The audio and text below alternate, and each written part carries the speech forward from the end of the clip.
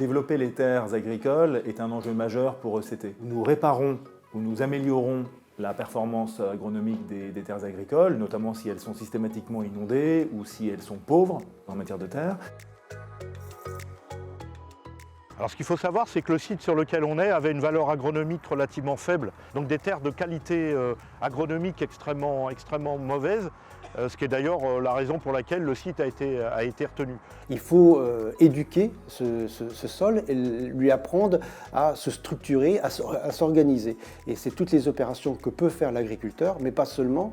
Il y a aussi des opérations qui sont en amont sur la constitution même du remblai. Concernant la remise en culture de ces terres, la fertilité revient relativement rapidement. On se rend compte qu'après quelques années, on retrouve déjà une vie biologique qui se remet en place. La terre ne perd pas forcément en potentiel, il faut juste qu'elle se restabilise.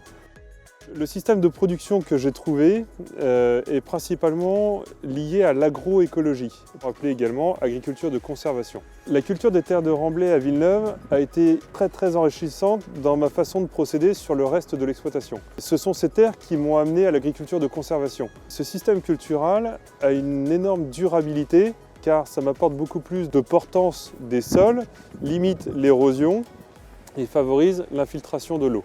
Je pense qu'il y aura derrière une meilleure qualité agronomique, il faudra juste être un peu patient. Si le calendrier est respecté, ça veut dire qu'on peut imaginer la première récolte en 2022. Dans la parcelle dans laquelle nous nous situons, l'année dernière, j'ai mis des betteraves et les rendements ont été plutôt bons malgré une année relativement sèche.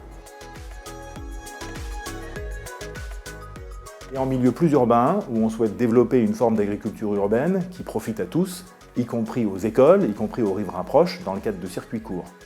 Pour cela, on mobilise des fonciers abîmés, délaissés ou d'anciennes friches, qu'on reconvertit en zone agricole.